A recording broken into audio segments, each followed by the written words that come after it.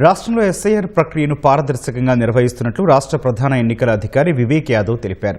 రాజకీయ పార్టీల ప్రతినిధులతో సచివాలయంలో సమావేశమై ఎస్ఐఆర్ ప్రక్రియపై ఆయన వివరణ ఇచ్చారు.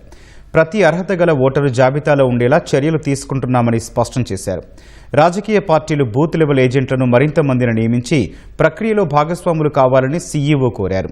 ఓటరు జాబితాలో పేరున్నవారు ఎన్యూమరేషన్ పత్రాన్ని సమర్పిస్తే సరిపోతుందని, అదనపు పత్రాలు అవసరం లేదని స్పష్టం చేశారు. వాటిని స్వీకరించినప్పుడు బీఎల్ఓలు రసీదులు ఇస్తారని తెలిపారు. జూలై 14లోపు పత్రాలు సమర్పించిన వారి పేర్లతో ముసాయిదా ఓటర్ల జాబితాను జూలై 21న విడుదల చేయనున్నట్లు సీఈఓ తెలిపారు.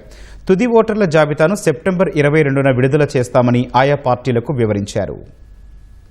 కారణంగానే ఈ దేశంలో ఉన్నటువంటి చొరబాటుదారులు కావచ్చు, లేకంటే చనిపోయినటువంటి వాళ్ళు కావచ్చు, కొత్తగా అర్హులైనటువంటి వాళ్ళని నమోదు చేయడంలో గాని చాలా పారదర్శకమైనటువంటి విధానంతో ఎన్నికల కమిషన్ వ్యవహరిస్తుంది. ప్రజలందరూ కూడా స్వాగతిస్తున్నారు. ఎన్నికల వ్యవస్థ మీద ఈ దేశంలో ఉన్నటువంటి ప్రజలందరూ కూడా విశ్వాసం ఉంది.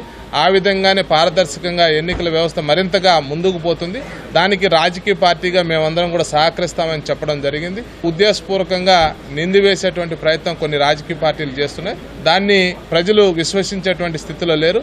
బయట రాష్ట్రాల్లో ఎస్ఐఆర్ సందర్భంగా జరిగినటువంటి ఓటర్ల ఎత్తివేత కార్యక్రమం అనేది ఈ రాష్ట్రంలో జరగటానికి వీల్లేదు. దానికి అన్ని రకాల బాధ్యతను మీరే తీసుకోవాలి. బిఎల్ఓలు ఇంటింటికి ఓటర్లని ఎన్యూమినేట్ చేయడానికి వెళ్ళినప్పుడు ఖచ్చితంగా బిఎల్ఏని కూడా కంపల్సరీ ఎంపడబెట్టుకుని వెళ్లాలని చెప్పని, 18 సంవత్సరాలు నిండినటువంటి ఏ జెన్యూన్ ఓటర్ కూడా ఓటు లేకుండా ఆంధ్రప్రదేశ్ రాష్ట్రంలో ఉండకూడదని చెప్పని, డబుల్ ఓటు దొంగ ఓటు ఉండకుండా చూడాల్సిన బాధ్యత కూడా మీ మీద ఉందని చెప్పని కూడా వైఎస్ఆర్ కాంగ్రెస్ పార్టీ గట్టిగా వారిని కోరడం జరిగింది.